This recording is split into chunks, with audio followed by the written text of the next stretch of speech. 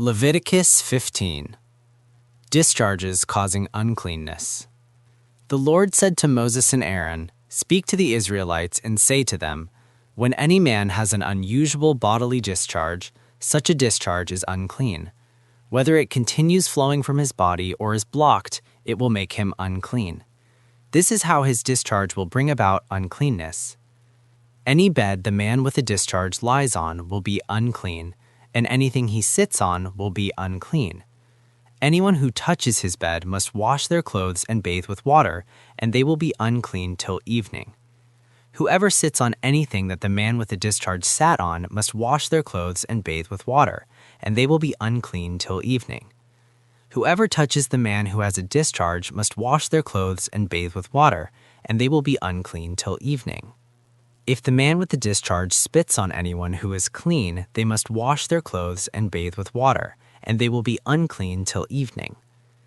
Everything the man sits on when riding will be unclean, and whoever touches any of the things that were under him will be unclean till evening. Whoever picks up those things must wash their clothes and bathe with water, and they will be unclean till evening.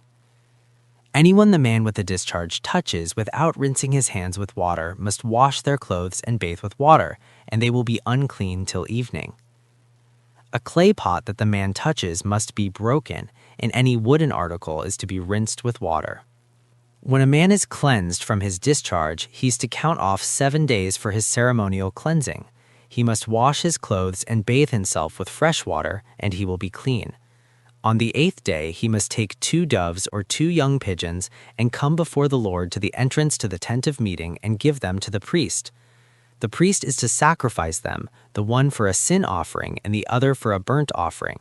In this way, he will make atonement before the Lord for the man because of his discharge. When a man has an emission of semen, he must bathe his whole body with water, and he will be unclean till evening.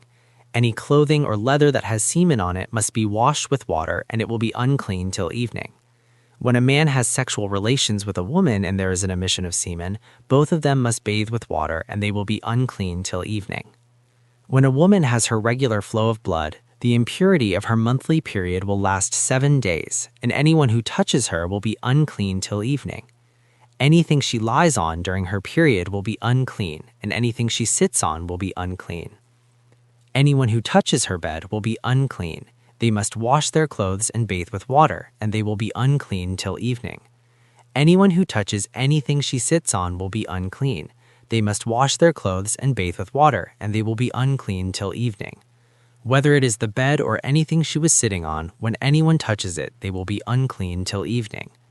If a man has sexual relations with her and her monthly flow touches him, he will be unclean for 7 days. Any bed he lies on will be unclean. When a woman has a discharge of blood for many days at a time other than her monthly period, or has a discharge that continues beyond her period, she will be unclean as long as she has the discharge, just as in the days of her period. Any bed she lies on while her discharge continues will be unclean as is her bed during her monthly period, and anything she sits on will be unclean as during her period.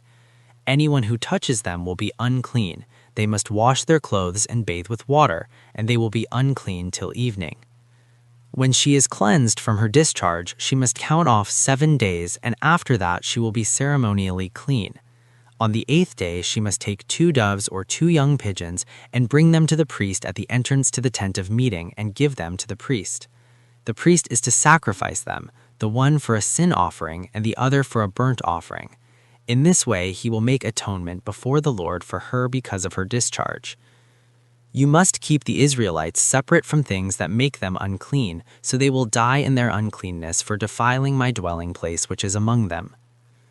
These are the regulations for a man with a discharge, for anyone made unclean by an emission of semen, for a woman in her monthly period, for a man or a woman with a discharge, and for a man who has sexual relations with a woman who is ceremonially unclean.